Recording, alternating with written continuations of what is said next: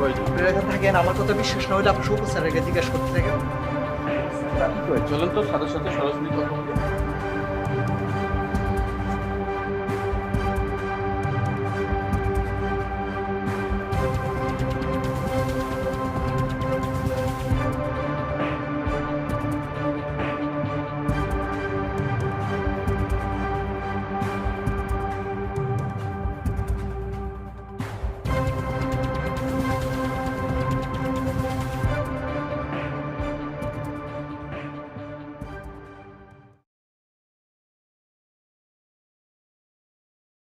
কি রে, তুই কি গোসল করিস এতক্ষণ বাথরুমে?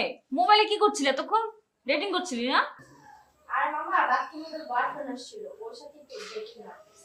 আমার বয়ফ্রেন্ডের সাথে তুমি ডেটিং মামলা? আমার বয়ফ্রেন্ড এরকম না, বুঝছো? কি রে, বয়ফ্রেন্ড কি তোরা একারই আছে, আমাদের নাই? আচ্ছা, তোদের কি যে বয়ফ্রেন্ড ছাড়া আর কোনো কথা নাই? অন্য কোনো কথা বলতে পারিস না তোরা? দাঁড়া, একটু ফোন দিই।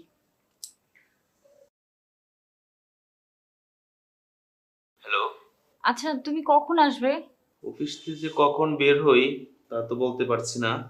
আচ্ছা, আমি তোমাকে বের হওয়ার সময় তোমাকে ফোন দিচ্ছি। আসলে 2-1 দিনের মধ্যে তো বাড়ি যাওয়া লাগতে পারে। তোমার সাথে একটা ইম্পর্টেন্ট কথা ছিল, তাই বলছিলাম। আচ্ছা শোনো, আমি যখন অফিস থেকে বের হব তখন তোমাকে ফোন করছি, তারপর তুমি বাসা থেকে বের হও। আচ্ছা, তুমি এত লেট করে আসো, আমার বাড়ির গেট তো বন্ধ হয়ে যায়, ঠিক মতো কথাও বলতে পারি না। আচ্ছা আচ্ছা ঠিক আছে, আজকে আমি হাতে পাক্কা 2 ঘন্টা সময় নিয়ে আসবো তোমার সাথে কথা বলার জন্য। খুশি? বললো। আচ্ছা বা, সত্যি আসবা? প্রমিস? আরে বাবা না, আমি অফিসে খুবই চাপের মধ্যে আছি, বুঝছো? বিরাট ঝামেলা, বেতন বোনাস নিয়ে এটা সেটা নিয়ে খুবই প্রবলেমের মধ্যে আছি।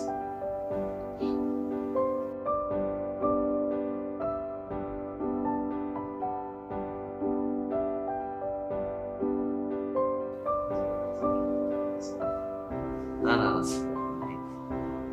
আচ্ছা আচ্ছা শোনো, রাখি। Tata, okay bye. হঠাৎ আপনারা কিছু বলবেন? আচ্ছা বসেন, খুব তাড়াহুড়া করে বলবেন, আমি খুব প্রেশারের মধ্যে আছি। না মানে বলছিলাম কি স্যার, আসলে কথাটা যে কিভাবে বলি। আরে মুখ দিয়ে তো বলবেন, বলে ফেলো। না মানে স্যার শুনলাম বেতন বোনাস নিয়ে নাকি কিসের ঝামেলা হচ্ছে।